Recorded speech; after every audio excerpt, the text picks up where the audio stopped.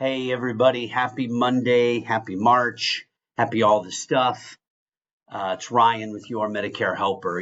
As we get into 2026, as things kind of get going a little bit more, we tend to notice the same sort of questions, concerns that a lot of you have out there. So I thought I'd just throw out this quick video to kind of go over some of those with you. So let's kind of jump into this. This is going to take very long. First off, one more time, this year, 2026, the Medicare Part B premium, the minimum, the lowest that anybody pays, $202.90 a month. This is either coming out of your Social Security, if you are taking your Social Security, or you perhaps have it set up on an auto draft of some kind, or you are paying it manually or quarterly. But $202.90 is the Medicare Part B premium. Get a lot of questions about the Medicare Part B deductible. So not only this year is it $283, but again, if you have original Medicare with a supplement plan G, supplement plan N, not a high deductible plan, just the regular G or regular N, please try to remember that you've got to pay the first $283 before you have any coverage for any outpatient service. So if you go to the doctor the first time, you hit the dermatologist, you get some blood work done, you're getting a bill for $100, $200, you're like, wait a minute, I don't understand what this is. That's what this is. You've got to pay the first $283 before you have coverage for any outpatient service on a regular G, regular N, plans like that. So just kind of wanted to remind you of that. Let's talk a little bit about Part D drug plans here for a minute. The max out-of-pocket this year for prescription drug plans is $2,100.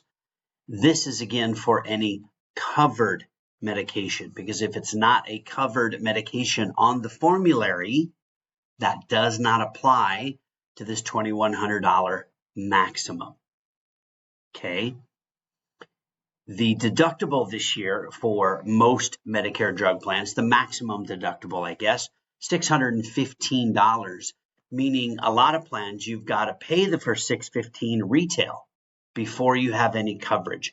We get a lot of questions about that. Now, some plans waive the deductible if your meds are tier 1, tier 2.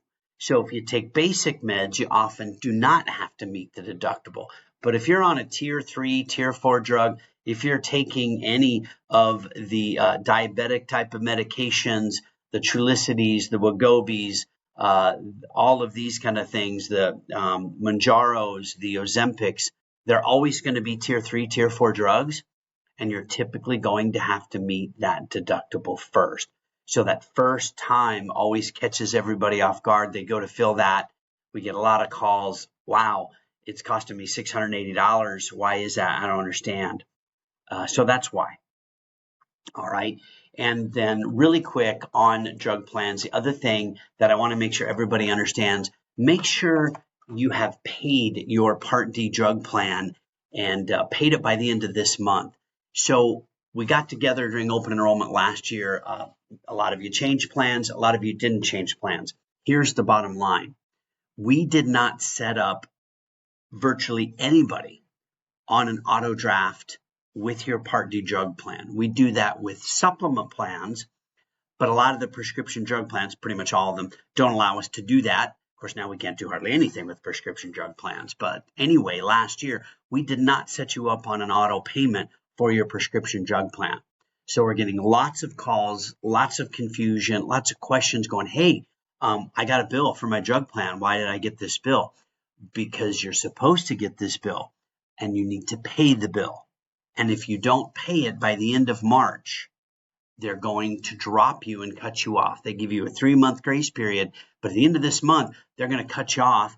They won't re-enroll you. They won't reinstate it. You're going to have to wait till this fall in the open enrollment period for a January 2027 effective date in order to re-enroll in a drug plan. And then the government's going to charge you a late enrollment penalty for the time you didn't have this drug plan. So please make sure you pay your drug plan bill. We can't pay it for you. You're going to have to call the number on the back of the card. remember, friends, we're pretty powerless now when it comes to Part D drug plans. Still trying to help you, still trying to educate you. Just make sure you pay that drug plan, okay? And if you haven't created an account on Medicare.gov, please do so. Tracks things nicely. Have I met my deductible, claims, medications, all that stuff. Stay educated, stay informed, watch my videos. Any questions, of course, let us know. We are happy to help. All right. Hope you guys are doing so well out there. Take care. Have a blessed day. We'll talk to you later. Bye-bye.